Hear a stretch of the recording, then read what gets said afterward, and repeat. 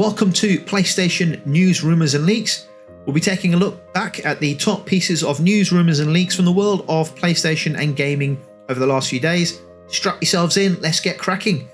Ubisoft has emerged from the shadows with a brand new trailer for Assassin's Creed Mirage, this time exploring the game's visually striking depiction of 9th century Baghdad, which is where the players will be spending most of their time in the upcoming title. Set during the 9th century primarily in Baghdad, Assassin's Creed Mirage sees players following Basim, who previously appeared in the Valhalla game. The game replaces the large-scale open-world setting of the last few games with a more intimate setting that recalls the original Assassin's Creed version of games. Ubisoft has revealed that Assassin's Creed Mirage will last players around 30 hours give or take, a far cry, get it? Far Cry? A far cry from the 100-hour juggernauts like Valhalla and Odyssey, but very much in line with some of the earlier titles in the AC series. Mirage is out on October the 5th, and I'm glad that this is a little shorter than the previous games like Valhalla and Odyssey. It gives me hope that I can actually complete the damn game for starters, which is great news. So I'll be streaming this live on the channel. Be sure to check it out. Let's move on.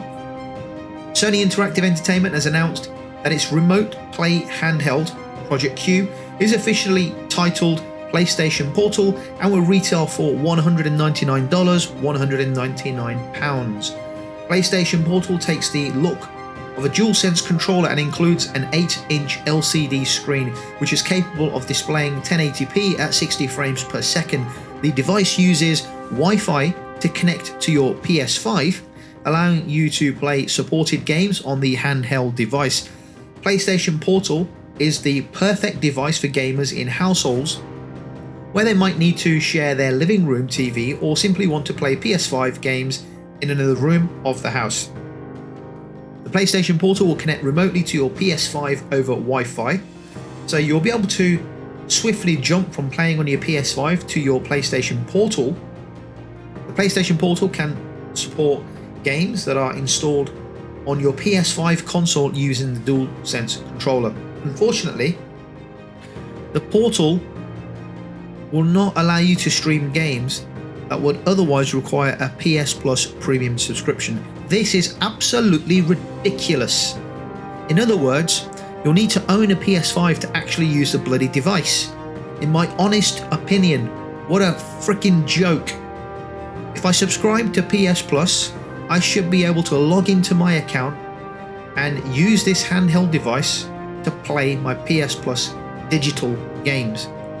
The fact that you can't use it remotely away from your PS5, logged out in the house or on a train or bus ride is a bit of a joke. Unless I've got that wrong, unless you can from anywhere in the world, unless you can use it, provided you've got good Wi-Fi, to connect to a Wi-Fi system, which then remotely accesses your PS5. If you can do that, then fair enough.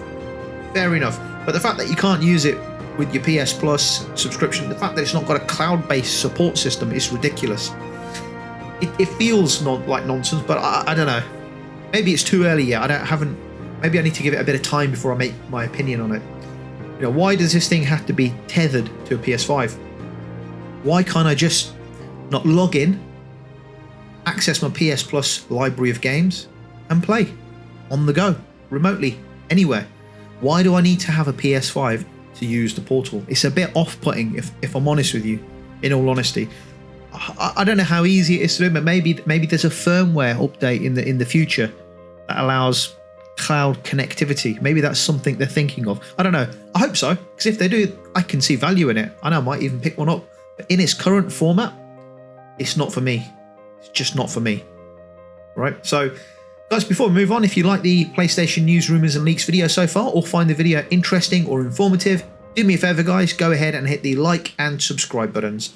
Moving on, alongside Jeff Keighley kicking off Gamescom Opening Night Live, he also revealed that this year's Games Award has a date set for December the 7th, 2023 at the Peacock Theatre in Los Angeles. This will be the 10-year anniversary of the show, and with that, he has the potential to make this the biggest Games Award event so far. with a whole bunch of new announcements and updates on coming titles, especially considering that, for most part, 2024's gaming calendar is quite a bit of a mystery beyond a handful of titles set to arrive sometime next year. One of the biggest hitting players from the industry we're hoping to hear from is more like Elden Ring, for example. Elden Ring Shadow of the Erdtree DLC, right? We know something's going to happen. Let's have a look at maybe an update, maybe some trailers. We know it's going to happen, so is there a likelihood that we could see some kind of trailer or demo of the DLC for Elden Ring at the event? Maybe.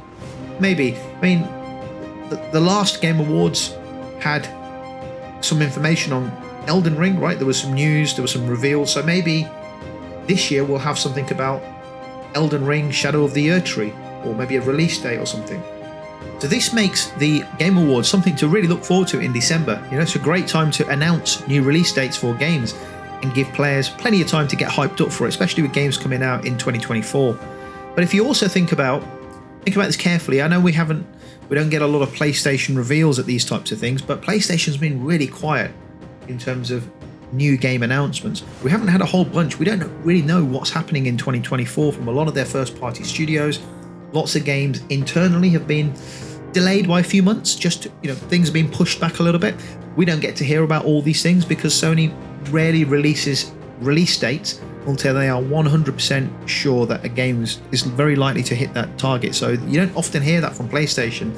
So it'd be nice to see if maybe they can do something at the Game Awards show and reveal some of the games that potentially could be coming out. I mean, if they end up, which I suspect they will, have some kind of a PlayStation showcase sometime in September or October, then I think that will give us a lot to look forward to in 2024 and hopefully 2025 as well.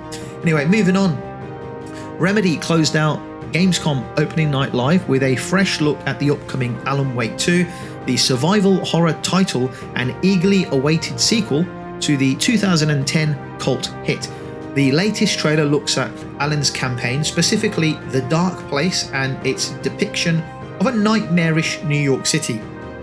Alan Wake 2 takes place over 10 years after the events of its predecessor, with the writer still trapped in the Dark Place. Meanwhile, the picturesque town of Bright Falls, which served as the setting for the original Alan Wake game, has been, let's say, plagued by a series of ritualistic murders, prompting the arrival of the FBI to investigate. It's here that players are introduced to brand new characters, like Sega Anderson, who attempts to get to the bottom of these grisly killings, only to find herself wrapped up in the issue, the fear, the horror, the presence that overwhelms Bright Falls. The game looks exciting and I'm very interested. Maybe I'll get this day one, I'm not sure. There's a lot happening at the end of this year. The game comes out in October 27th. If anyone else is planning on getting it, let me know. Maybe I'll wait for your review to come out before I go and pick it up myself. Moving on to our final piece. Call of Duty Modern Warfare 3 was, for now, for a while, the worst kept secret across the gaming industry. Though now that it's finally out in the open, we've had confirmation, we've seen little trailers, we're hearing plenty more about it.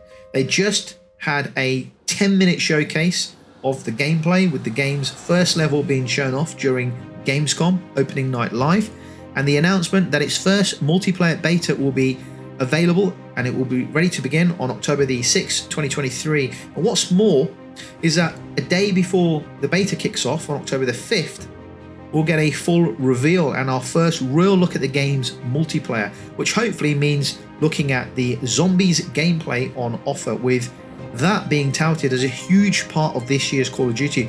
I'm looking forward to that. I'm looking forward to Call of Duty Zombies. I think it's going to be good. You can check out the gameplay being shown of the game's first level single player campaign in the background here. Multiplayer is obviously a big question mark as far as the gameplay and what it looks like, but another thing we're yet to really see are these new open combat missions we've been hearing about, which are something entirely new to the whole Call of Duty franchise. For some time in the campaign, players will have more freedom within the levels, so maybe levels are going to have side quests, maybe they're more kind of sandbox. It's interesting to see. I've never seen this on a Call of Duty environment, but actually I'm very interested because, you know, I was playing Modern Warfare 2 recently, and even Vanguard prior to that, and Black Ops. Some of the levels look absolutely fantastic. They look brilliant. The level design I'm talking about here, not about the gameplay. Level design looks phenomenal. Now, it's a shame that you can't veer off and do your own thing. So actually being able to explore those levels in more detail, I'm looking forward to that. I think that'll be fantastic. I think it's missing from the game.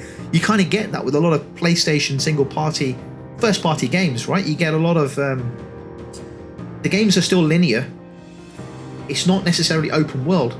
There's a nice middle ground that you're able to explore some of the areas in more detail, right? Think of The Last of Us, right? Not Ghost of Tsushima, because that was complete open world, but The Last of Us generally is a linear map. But within that map, you can explore quite a bit. So I'm hoping Call of Duty has that vibe where you can explore the levels in more detail, but it's not necessarily open world like GTA, because that would be ridiculous. This is by far, for me personally, the biggest feature of Call of Duty, which I am looking forward to. It doesn't really happen in the Call of Duty world, so really excited to see this and see if it changes the formula of the game. Anyway, thank you for giving up your valuable time in watching the video. If you could do me a favour whilst you're here, please hit the like and subscribe buttons, and I'll catch you all on the next PlayStation news, rumours and leaks video.